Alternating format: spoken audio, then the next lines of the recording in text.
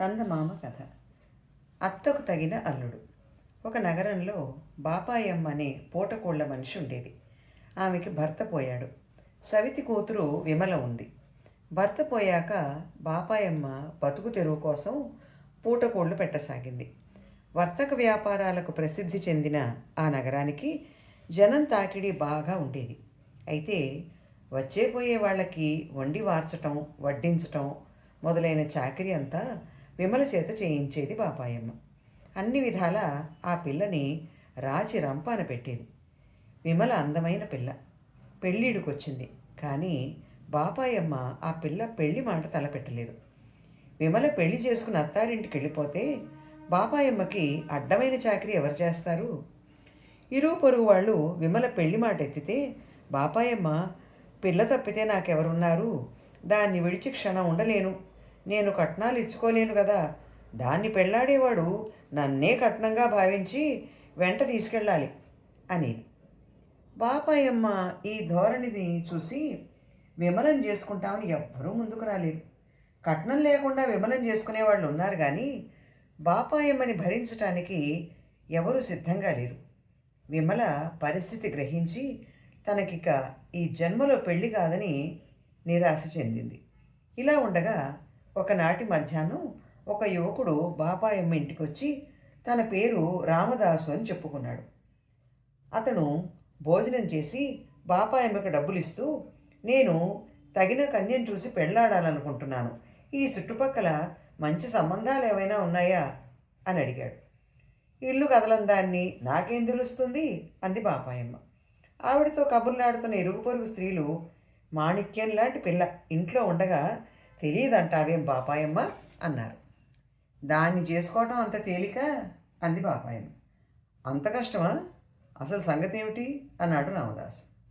బాపాయమ్మ రామదాసును ఉరిమి చూస్తూ, దాన్ని పెళ్లాడేవాడు కట్నం కింద నన్ను తీసుకెళ్ళాలి అంది బెట్టుగా. అదో కష్టమా? నీ వంటిది పెద్ద దిక్కుగా ఉంటే మేలే కదా. ఇంకెందుకు, పెళ్లి చేసేయి అన్నాడు రామదాసు. ఆ కుర్రాడు తన నియమం చూసి వెనక్కి తగ్గుతాడని బాపాయమ్మ అనుకుంది. కానీ అంత తొందరగా ఒప్పుకుంటాడనుకోలేదు. ఆమె అడ్డుపుల్ల ఒకటి వేయాలనే ఉద్దేశంతో, మరి మీ వంశవృక్షం మాట కాస్త చెప్పు అంది.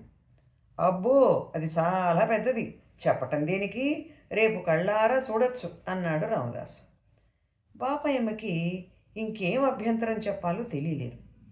ఇరుగు పొరుగు అమ్మలక్కలు ఈ సంబంధానికి ఒప్పుకోమని ఒత్తిడి చేశారు.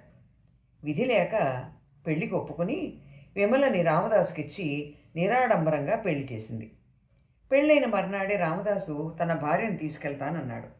బాపాయమ్మ తనకున్న నగలన్నీ దిగేసుకుని డబ్బంతా మూటగట్టి రొండిన దోపుకుని పూటకోళ్ళింటికి తాళం పెట్టి నూతన దంపతుల వెంట బయలుదేరింది. రామదాసు తన ఊరు ఎంతో దూరం లేదంటూ బాపాయమ్మని సాయంత్రం దాకా నడిపించాడు.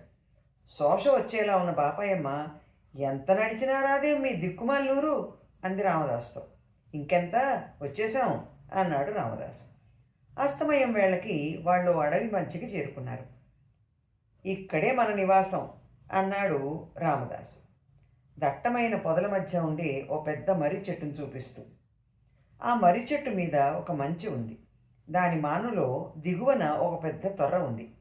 ఇదే మా వంశవృక్షం, ఎంత పెద్దదో చూడు, మా తాత ముత్తాతలంతా ఇక్కడే పుట్టి పెరిగారు అన్నాడు రామదాసు చెట్టు తొర్ర చూపిస్తూ.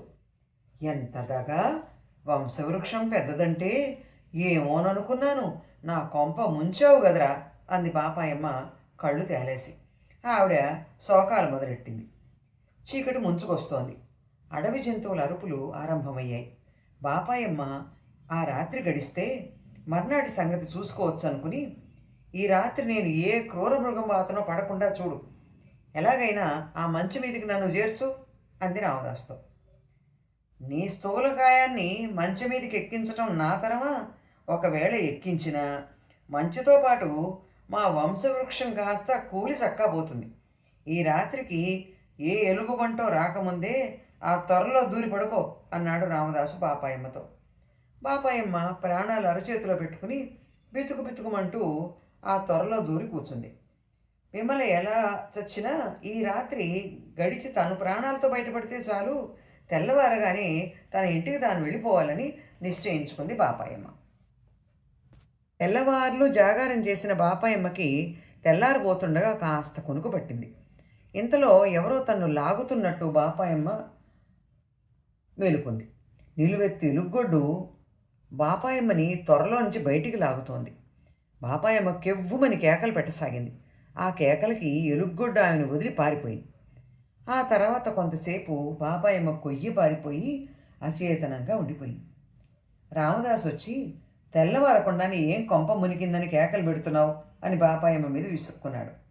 బాపాయమ్మ కాస్త ధైర్యం తీసుకుని, మునగటానికి నీకొక కొంప కూడా ఎడిచిందా ఏం? నన్ను ఎలుగొడ్డు పట్టుకుంది, నేను ఇక్కడ ఒక క్షణం కూడా ఉండను, ప్రాణాలు దక్కితే చాలు, విమల ఏమైనా కానీ అంటూ చెట్టు త్వరలోంచి బయటకు వచ్చింది.